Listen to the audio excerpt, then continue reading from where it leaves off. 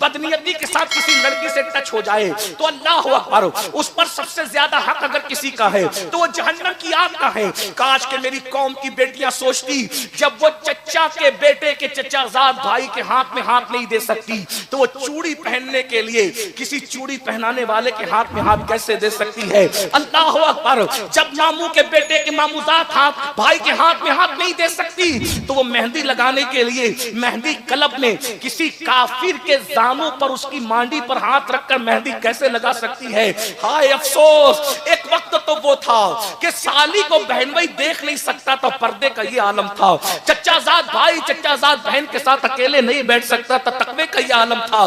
آج کیا ہو گیا؟ متاع دین و دانش لٹ گئی اللہ والوں کی، یہ کس کافر ادا کا غمزہ خوریز ہے ساقی، سن سن کر سن ہونے والوں، جہنم کا عذاب منہ کھولے تمہارا انتظار کر رہا ہے۔ اس لیے جہنم کے عذاب کو 14ویں صدی کے کسی مولوی نے نہیں بیان کیا ہے، جہنم کے عذاب کو اس رسول نے بیان کیا ہے جس کی زبان کو قدرت نے وما ینطق عن الہوی کہا ہے۔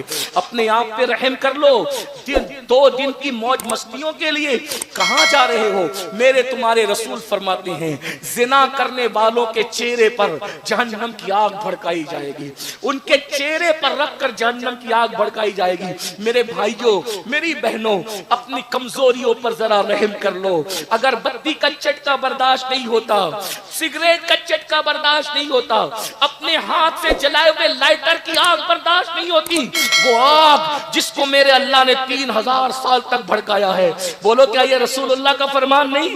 نبی کی جب ہر بات مانتے ہو تو یہ نبی کا فرمان نہیں؟ آقا فرماتے اللہ نے 1000 سال تک جہنم کو بھڑکایا تو آگ سرخ ہو گئی، 1000 سال تک کے اور بھڑکایا یعنی 2000 سال تک کے بھڑکایا تو آگ سفید ہو گئی، 3000 سال تک کے بھڑکایا وہ آگ کالی ہو گئی۔ اس وقت جہنم کی آگ کالی ہے، دنیا کی آگ جہنم کی آگ سے 70 درجہ کم ہے۔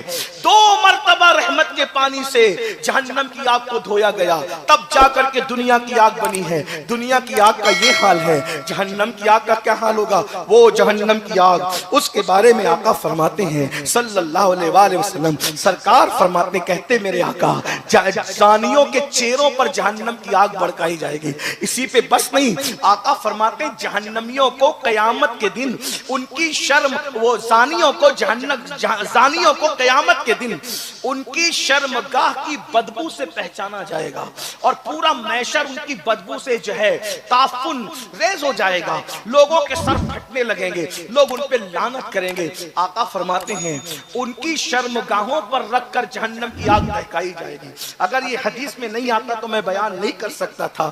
اپنے آپ پہ رحم کرو، یہ جوانی کی رنگریلیاں، یہ 2 منٹ کی لذت، اور میں کہتا ہوں نکاح کرنے نکاح کرنے سے کس نے روکا؟ کیوں زنا کے اڈوں پہ جاتے ہو؟ کیوں گندی فلموں پہ جاتے ہو؟